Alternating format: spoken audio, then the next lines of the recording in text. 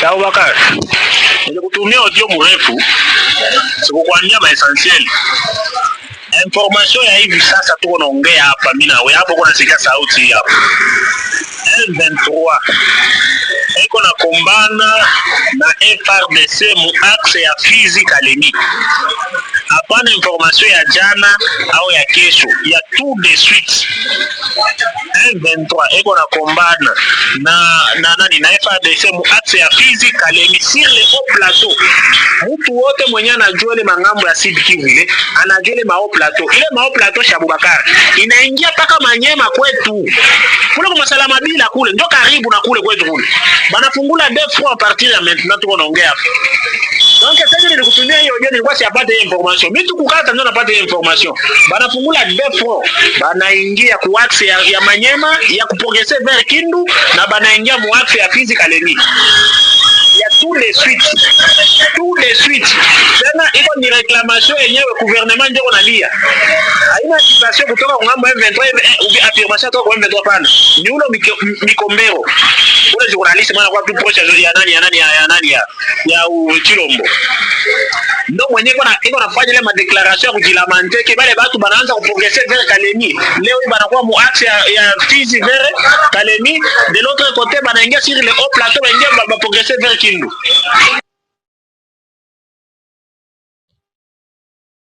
Aha, aho rero murumva ko ibintu bishyushye nuko dutangiye tubabwira uko byitwaye. Urumva ko uno muvandimwe yari yoherereje undi muvandimwe we message amubwira ngo byitwaye gutya na gutya, ariko aza kwibagirwa kumubwira yuko donc tout de suite muri aka kanya intare za Sarambwe Amadubu bari guprogressa berekeza Fizi Kalemi.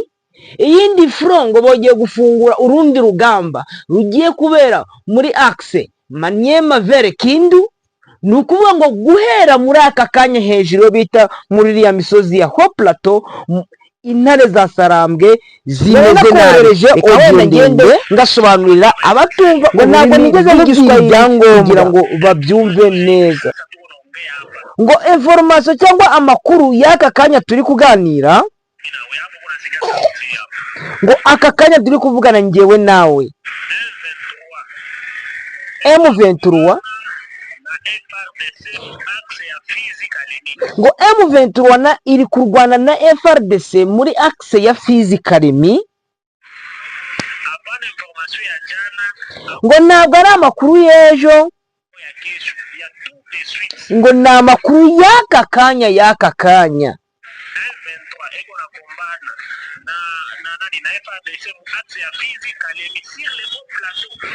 Ngo M23 iri kurwana na FARDC muri axe ya Fizi Kalemi hejuru muri Haut Plateau. Ngo umuntu wese uzi igice cyo muri Sud kivaho ngaho, ngo iyo Haut Plateau Sharbakar ni ryo zina ry'uwo muntu yohereje audio. Ngo riragiye kajya ngo Haut Plateau ngo igeze muri Manyema iwacu. Ngo biragiye bakagira hariya Saramabira hafi y'iwacu Saramabira. Ngo bafunguye donc defro imirwano muri axe ebyiri muri aka kanya turi kuvugana. Ngo mugenda gutumia audio ya mukanya ngo nari nabona ano makuru y'aka kanya. Ngo kano kanya no mbonye ino information. Ngo bamaze kwinjira muri axe ya Manyema guprogress bari kwinjira Kindu na axe ya Fizi Kalemi. Tu kano kanya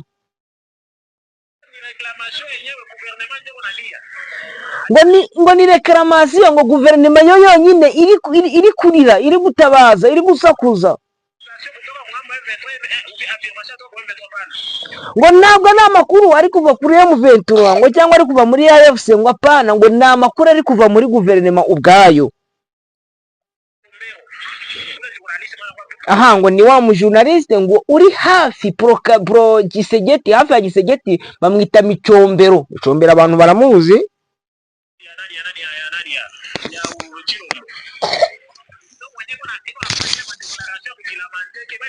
ngo n'uri gukora ya madeclaration kwiramanta banaanza kupokeza vile Kalemi leo banakuwa muache ya Fizi vile Kalemi leo kote banaingia siri le au plateau baingia bakapokeza vile kintu.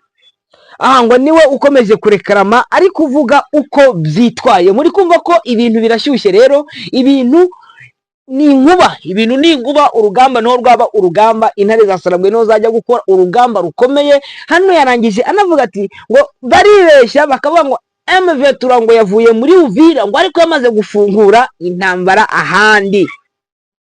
Uri kumva yuko ibintu rwose ibintu ntabwo byitwaye neza ku ruhande rwa FARDC, ibintu ntabwo byitwaye neza ku ruhande rwa Wazalendo, ibintu ntabwo byitwaye neza ku ruhande rw'abarundi, ibintu ntabwo byitwaye neza kuri Kinshasa.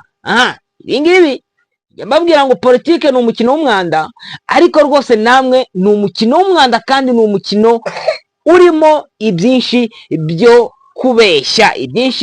kubeshya rwose, ubona ko haba higanjemo ibintu byinshi bitari iby'ukuri. Ahangaha reka twikomereze noneho twirebere n'ahandi uko byitwaye, ndetse murumva ko uru rugamba rwo twabyutse turubabwira uburyo intare za Sarambwe ziri kwa divansiga ndetse ziri kwerekera no mu bindi bice.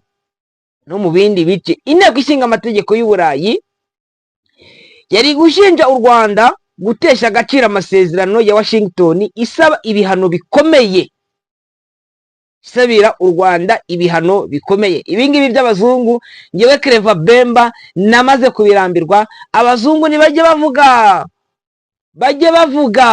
bavuga abarwanyi hano wenda ndaza kongera kwasobanuraho. Abarwanyi ba Wazalendo bahungiye mu Burundi hejuru y'ubuzima bubi, batangiye kurya imbwa zo mu Burundi bazimaze. Imimbweti cyangwa imitimbwe yo mu Burundi urugamba rurabananiye, bari kwirukanka. Abandi bamaze kugera muri za Kalemi direct, abandi bageze kure, abandi bamaze kwiripotinga muri 23, abandi barapfuye. Abageze mu Burundi bo bamaze kwahukira imbwa z'abarundi. Ubu ngubu imimbweti y'abarundi yamaze kubona ikibazo gikomeye. Abarwanyi mu mitwe y'ihuriro rya Wazalendo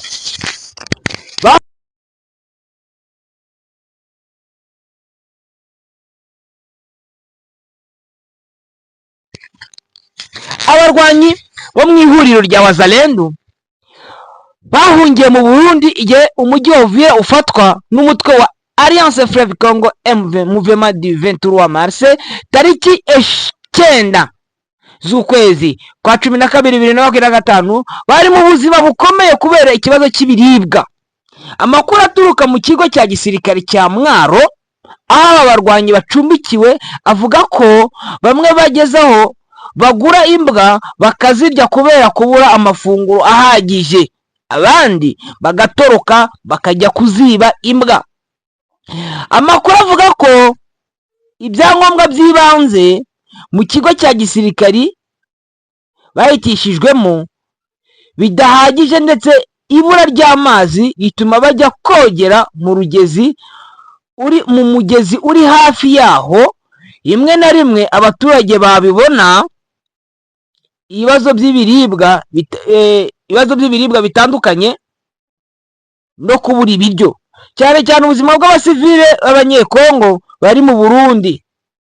Ubuzima bw'abasivile bari mu Burundi nabwo burakomeye, ubona ko ari ubuzima bukomeye, ni ubuzima bukomeye rwose. Icyo nababwira cyo n'abasivile bagiye mu Burundi nabo bari mu buzima bukomeye. Bari mu buzima bukomeye rwose, ubuzima bukomeye. Hano reka manze nagaruka kuri ibi ngibi by'intambara. Hano hari umuvandimwe umwe wambwiye ati ibi by'abazungu ni politike, kandi politike y'abazungu ati ntituzakomeze gutinya abazungu. Intare za Sarambwe zo zakoze politike irimo ubuhanga n'ubwenge. Uri kumva ko bamaze gufungura front, ndaza kugaruka n'andi baje gufungura front. Ubona ko muri axe zose intare za Sarambwe zamaze gufungura front. Reka manze nasoma ubutumwa bw'uno muvandimwe yanyoherereje, simuvuga izina. Yarambwiye ati Bemba ngo nta kurekura, ambwira ngo Bemba nta kurekura. Aho yarashatse kumbwira ko nta kurekura nta kurekura umujyi wa Uvira, nta no gutinya abazungu. urabyumva, arambwira ngo Bemba inkotanyi zitera ngo zibohoze u Rwanda zinahagarike jenoside, zahanganye militarema, donc zahanganye mu buryo bwa gisirikari n'Abafaransa n'Ababelgique, donc France, Belgique na Zaire, yewe na politiquement, donc bahanganye militarema n'Ubufaransa, Ububirigi, Zaire na politiquement na militarema, muri politike no mu gisirikari. Nyamara byarashobotse u Rwanda byaranashobotse u Rwanda ruranabohorwa. N'ibindi ni ikibatsi cya politike cyane cyane cy'Ababirigi birirwa biruka isi yose ngo batabura ubusitani bwabo. Hari umuntu ugeze kumbwira, aramwira ati ngo inkotanyi zigiye kugera Kigali, ngo ureba Kigali ngo zaje gusubira inyuma, ngo bamwe birabababaza. Abantu wenda baza mu mateka ngo bamwe birabababaza, ariko banageze muri Kigali. Kuvuga ngo kumva ko 23 yavuye muri uriya mujyi wa Uvira, ariko se yavuye mute ifitemo abapolisi? Ibi nabyo ni question mark, point d'interrogation. Nyamara bahitamo nabi kuko ntiwashyigikira umuntu wica abaturage be ngo bizakugwe amahoro. France yijanditse muri jenoside contre les Tutsi, none ubu ntiyacishije make, amaraso y'inzirakarengane arasama, araguhagama, yanashatse ngo amaraso y'inzirakarengane araguhagama. Abazungu batwubahe, ntituzabubaha, barakize barakomeye, ariko nta bushobozi afite bwo kudukoresha ibyo bishakiye. Hano yarakomeje aravuga ati ngo Bemba baradukolonije turabizi, ariko se icyo gihe ko batamazeho abirabura ngo Afurika ibe iyabo, nitwe tugomba gukanguka tukumva ko ibibazo byacu dufite ububasha bwo kubikemura nk'uko nabo bakemura ibyabo, tutabyivanzemo. Ni ugukorana mu bwubahane, nta no kuba twemera imbaraga badafite. Ntabwo ari Imana ngo baraturemye, ni abantu nkatwe kabisa. Uyu nguyu ni umuvandimwe wanyandikiye ambwira ku kiganiro nayo nakoze kigaragaza bira bya Uvira, ari mu Bibirigi, ariko ngo twemere ko abazungu badukolonije, ariko mu kudukoloniza ntabwo bagomba kudukoresha icyo bashaka. Ko mana yanjye, reka maze nababwira rero, politike ni umukino w'umwanda, ikintu kigaragaza cyane nuko M23 amaze gukina. Hano hari undi muzalendo nabonaga wabwira abazalendo ati muramenye ntihazagira akapfa kwigenda ukagiye kujya muri Uvira, kuko Uvira irimo M23. Ati kariya ni agakino bashatse kugira ngo abakine, ubundi buzalendo bwose bwasigaye nibwinjira hariya babutoragure, toragura ingegera, twara ati muramenye utongera gusubira hariya noneho bakabatoragura nk'abari gutoragura amasenene sanane. Bikumva ko nabo ubwabo bafite ubwoba. Reka twikomereze n'ubundi bakunzi b'Intare official. Reka twikomereze turebe n'ubundi uko byitwaye. Nababwiye ko intare za Sarambwe ntizicara, intare za Sarambwe ntiziryama. Muri teritwari ya Rubero, intare za Sarambwe naho zikomeje kwadivansinga, zikomeje kwinjira mu bice bigiye bitandukanye. Ubona ko nk'uko nabibabwiye bakoze renforcement hariya muri Kipese ku bikoresho no ku basirikari. Ubu ngubu bakaba biteze ko umujyi wa Rubero nawo ushobora kwatakwa, ariko noneho bakaba barindiye gusa kugira ngo babandi baze bakoza agati mu ntozi. Abo mvuga ngo bakoza agati mu ntozi ni bande? Nabo ngabo FARDC ndetse na Wazalendo n'abafatanya-bikorwa babo bandi.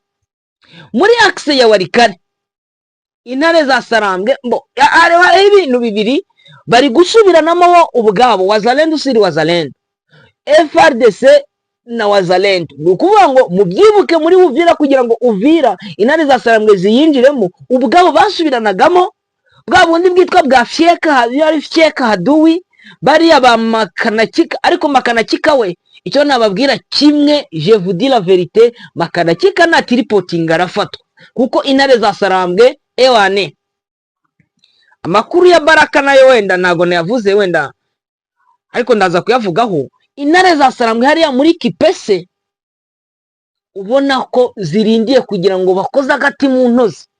Hari umuntu wambwiye ngo ntabwo ngo abasirikari ngo barya amavubi, aba ari abakinnyi b'umupira, ngo ahubwo ngo niba baba bagize ute. Yarankweje aramwira ati abanyamakuru benshi bakunda kuvuga ati intare za Sarambwe zariye amavubi, zariye karungu, zasizoye zimeze nabi.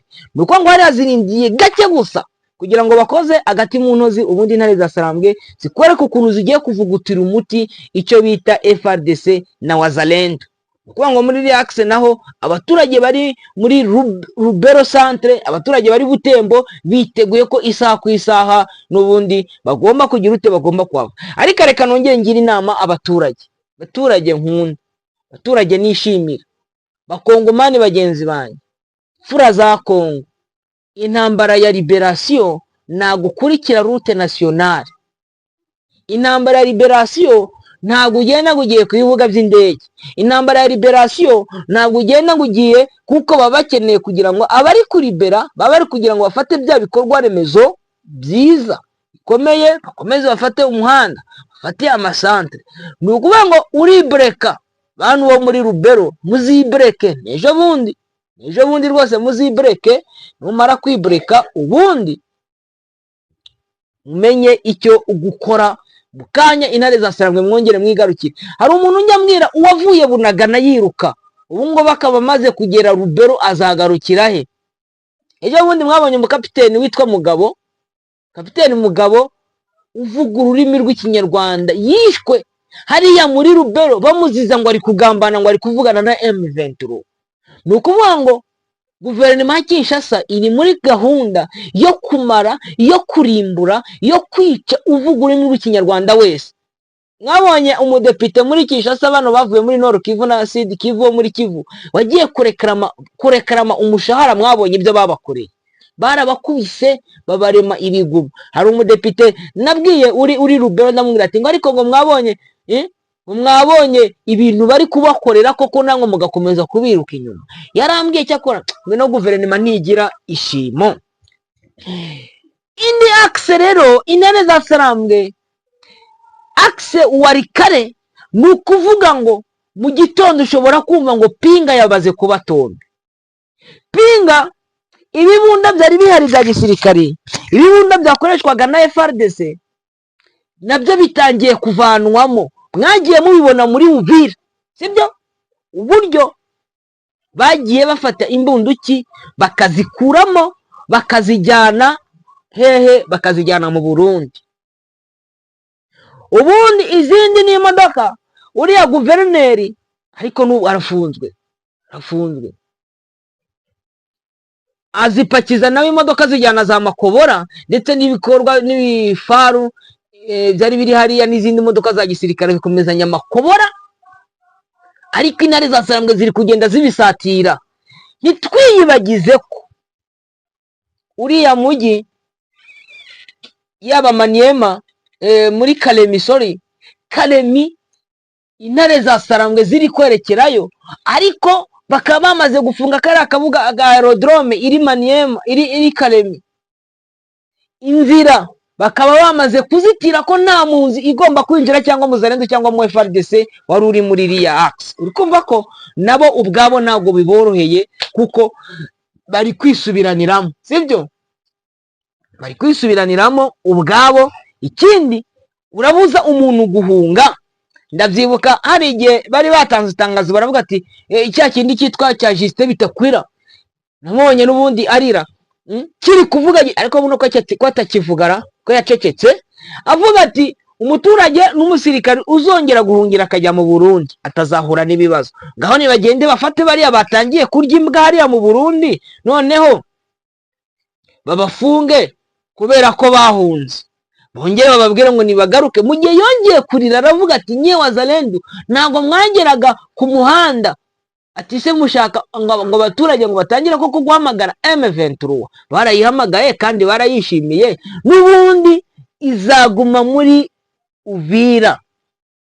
Ngewe rwose ibyo ndi kubabwira ni amakuru y'ukuri, mu gihe ahantu bahafashe kandi ari iwabo kuhava ntibishoboka. Muribuka Masisi, ndibuka ko ari Oscar Barinda wasubije aravuga ati Amerika iratubwira ngo tuwave tujyehe, turajya Washington se baraduherezaho imirima negative. Icyo nababwira kimwe nuko intare za Sarambwe urugamba rukomeye. Ndumva ko iyo ari breaking news. Imana ibaho umugisha, mugire impagarike n'ubugingo, mugire Imana n'amafaranga, Uwiteka akomeze abane namwe.